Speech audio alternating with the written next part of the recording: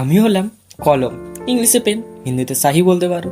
এই পৃথিবীতে থাকা প্রত্যেকটা বস্তুরই একটা কাহিনী থাকে। আমাদের আশেপাশে প্রতি মুহূর্তে কত কাহিনী শুরু হয়ে শেষ হয়ে যাচ্ছে, কত কাহিনীর আমরা সাক্ষী, তা হয়তো আমাদেরও ধারণার বাইরে। আমাকেও একজন মানুষ একদিন কিনতে এলো, আমাকে দেখে পছন্দ হয়ে গেল, সে তার বন্ধুকে উপহার হিসেবে আমায় দিল। হাই হ্যাপি বার্থডে, এই নে তোর জন্য একটা জিনিস এনেছিলাম। সেই হলো আমার মালিক প্রথমবার। আরে এই শোয়ের কি দরকার ছিল? বাহ, পেনটা খুব সুন্দর কিন্তু। আসলে সে ছিল একজন লেখক, আমায় নিয়ে এসে নানা রকম কবিতা লিখতো, গল্প উপন্যাস লিখতো। একদিন সে প্রেমে পড়লো, তার জন্য কবিতা লিখলো। তোমারই নয়ন যেন পুষ্পকুঞ্জ, তাহার ধাই কত ভ্রমর গুঞ্জ, তোমার হস্ত যেন বলকা গ্রীবা, তাহাই দেখি আমি মত্ত হওয়া। এইভাবে আরো কত ভালোবাসার চিঠি। আমার যেন স্বর্ণ যুগ জ্বলছিল সেই সব। কিন্তু একদিন তোর এত বড় সাহস, তুই আমার বোনকে ভালোবেসেছিস?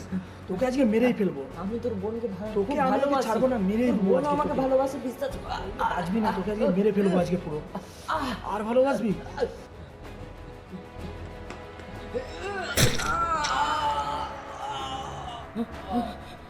আমি তোকে মারতে চাইনি।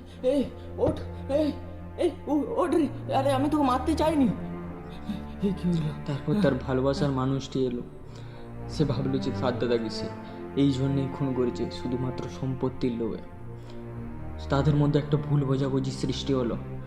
তারপর সেই ভালোবাসার মানুষ তার নামে সেই সম্পত্তি লিখে দিয়ে চলে গেল। সে অনেক বোঝাবার চেষ্টা করলো যে না না, আমরা কলম, সব কাহিনী কালি দিয়ে লেখা হলেও কিছু কিছু কাহিনী রক্ত দিয়েও লেখা হয়।